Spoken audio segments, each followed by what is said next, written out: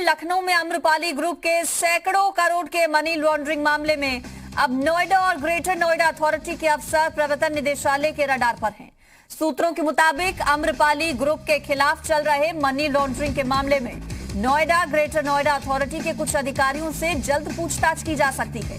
अभी तक की जांच में ये सामने आया है कि आम्रपाली ग्रुप के ऊपर कई भुगतान बकाया हैं और बावजूद इसके ग्रुप को नए प्रोजेक्ट्स की इजाजत दे दी गई। बताया यह भी जा रहा है कि जिन अधिकारियों ने लोन देने की प्रक्रिया में मदद की, उन्हें कम कीमत पर आम्रपाली ग्रुप में फ्लैट दिए गए। इतना ही नहीं, नगद भुगतान भी किया गया। फिलहाल ईडी बैंक के जरिए किए गए भुगतान की डिटेल भी निकाल रही है। मामले को लेकर कुछ बैंक अधिकारी भी ईडी के रडार पर। सूत्रों के मुताबिक कम कीमत की गिरवी प्रॉपर्टी के ऊपर कई गुना ज्यादा लोन आम्रपाली ग्रुप को दिया गया था और लोन देने की कार्रवाई में जो बैंक अधिकारी शामिल हैं, उनसे भी ईडी पूछताछ करेगी।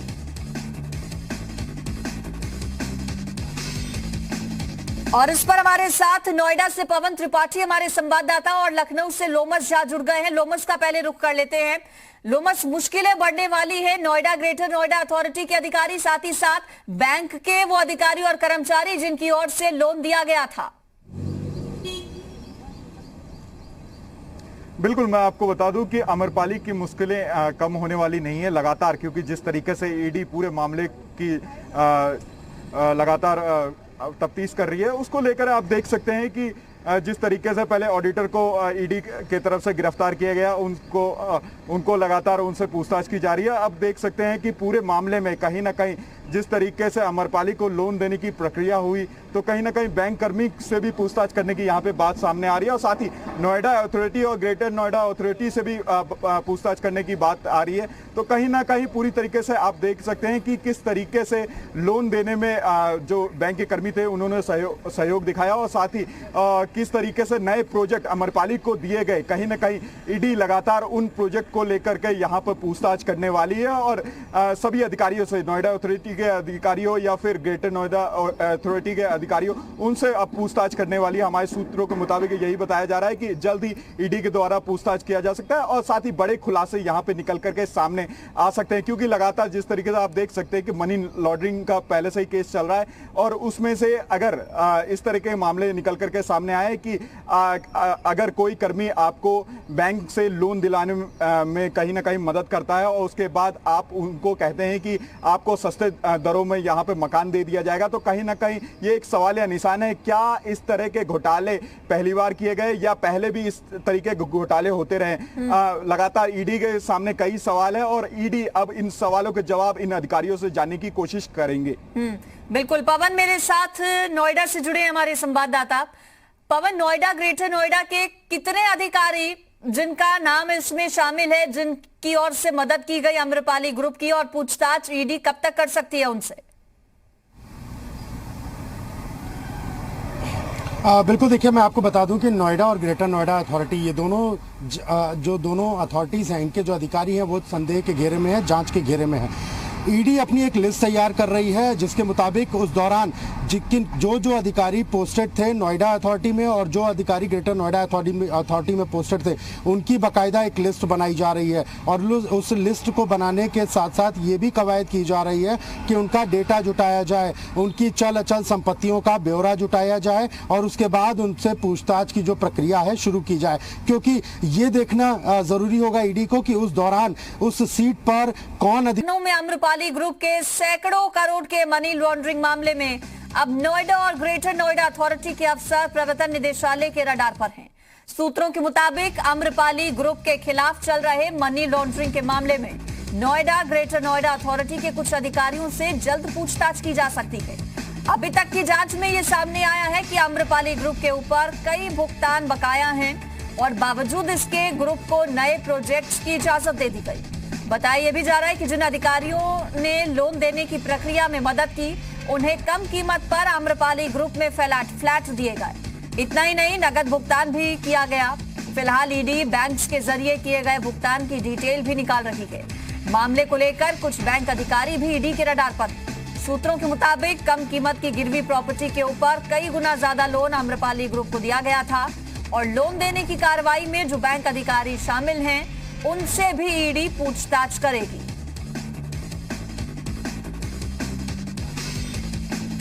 और इस पर हमारे साथ नोएडा से पवन त्रिपाठी हमारे संवाददाता और लखनऊ से लोमस झा जुड़ गए हैं। लोमस का पहले रुख कर लेते हैं। लोमस, मुश्किलें बढ़ने वाली है। नोएडा ग्रेटर नोएडा अथॉरिटी के अधिकारी, साथ ही साथ बैंक के वो अधिकारी और कर्मचारी जिनकी ओर से लोन दिया गया था।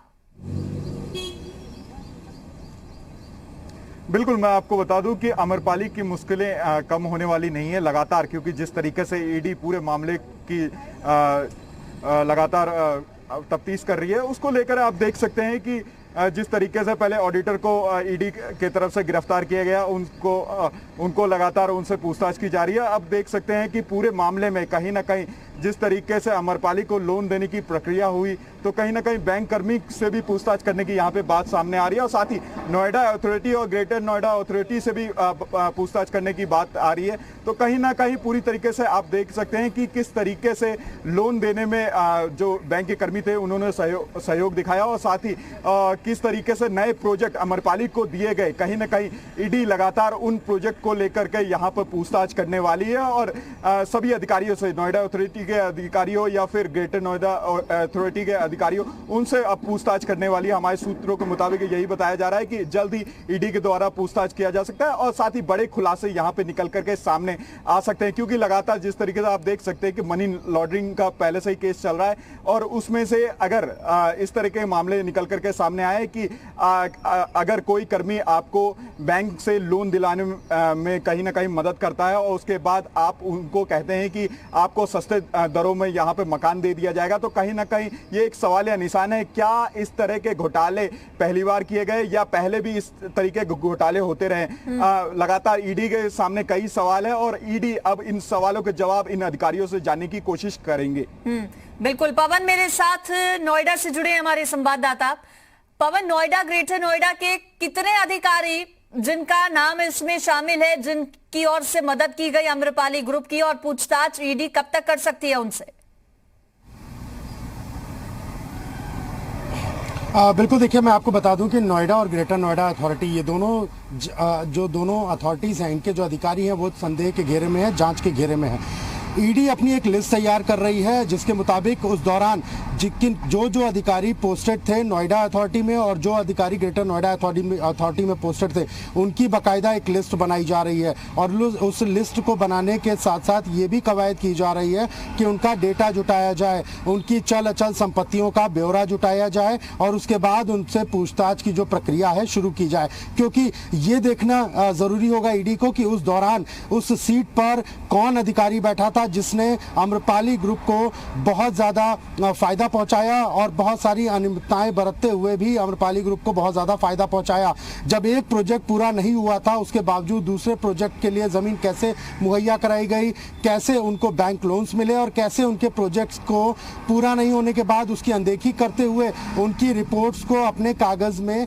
ऊपर चढ़ाया गया ताकि उसी आधार पर दूसरी ज़मीनें और दूसरे प्रोजेक्ट उन्हें दिए जा सकें। इस पूरे मामले में अब ईडी जो है नोएडा अथॉरिटी के कई अधिकारियों की लिस्ट बना रही है। कई ऐसे अधिकारी भी हैं जो रिटायर हो चुके हैं, उनकी भी लिस्ट बनाई जाएगी और साथ साथ ये भी देखा जाएगा कि उनके बैंक खातों में जो पेमेंट हुए हैं, अम्रपाली ग्रुप ने जिन जिन लोगों के बैंक खातों में पेमेंट किए हैं उनकी भी लिस्ट बनाई जाए और इस लिस्ट को बनाने के बाद ही अधिकारियों से पूछताछ शुरू हो सकती है। सबसे बड़ी बात है कि ईडी के ऊपर जो चैलेंज है वो इस बात का है कि जो सबसे पहले अम्रपाली का जो बैंक अकाउंट्स हैं, अम्रपाली के बैंक अकाउंट्स में किन किन को लगातार जो कई दिनों तक या कई बार ट्रांजैक्शंस हुए हैं उस पर नज़र रखना, उसको देखना और उसे आइडेंटिफाई करना और उसके बाद ये पता लगाना कि नोएडा और ग्रेटर नोएडा अथॉरिटी में कौन कौन अधिकारी उस वक्त उस पद पर आसीन थे जो अम्रपाली को फ़ायदा पहुँचाते रहे और उन्हें फ़ायदा देते रहे। ये भी चेक करना ज़रूरी हो जाएगा कि किन अधिकारियों का फ्लैट, किन अधिकारियों ने अपने फ्लैट जो है वो अम्रपाली के ग्रुप्स में लिए हुए हैं, अम्रपाली के प्रोजेक्ट में लिए हुए हैं। इसकी भी जांच करेगी ईडी। इसके बाद ही जो पूछताछ है वो शुरू हो पाएगी। इसीलिए लिस्ट बनाने की प्रक्रिया लगातार चल रही है और ये भी कोशिश की जा रही है कि जो अधिकारी या कर्मचारी रिटायर हो गए हों उनका भी डेटा खंगाला जाए, उनका भी डेटा चेक किया जाए और जो अधिकारी यहाँ से जिनका यहाँ से ट्रांसफ़र हो चुका है दूसरी जगह पे, उनके बारे में भी पता किया जाए। तो एक अभी फिलहाल ईडी के पास चैलेंज है, वो लगातार उन अधिकारियों की, उन कर्मचारियों की लिस्ट बना रही है और लिस्ट बनाने के साथ साथ ही वो उनको पूछताछ के लिए फिर अपने पास बुलाना शुरू करेगी। लेकिन कहीं ना कहीं नोएडा और ग्रेटर नोएडा अथॉरिटी जो है उसके पुराने पेपर्स का, उसके पुराने रजिस्टर्स का, उनके पुराने कागजों का एक सर्वे भी ईडी द्वारा कराया जा रहा है, जो बहुत गुपचुप तरीके से हो रहा है। और ये भी पता लगाने की कोशिश की जा रही है कि पेपर्स में जब आम्रपाली के प्रोजेक्ट को अप्रूवल्स मिले, आम्रपाली के टावर्स को अप्रूवल मिले, आम्रपाली के लिए नई जमीन दी गई, तो वो किन अधिकारियों के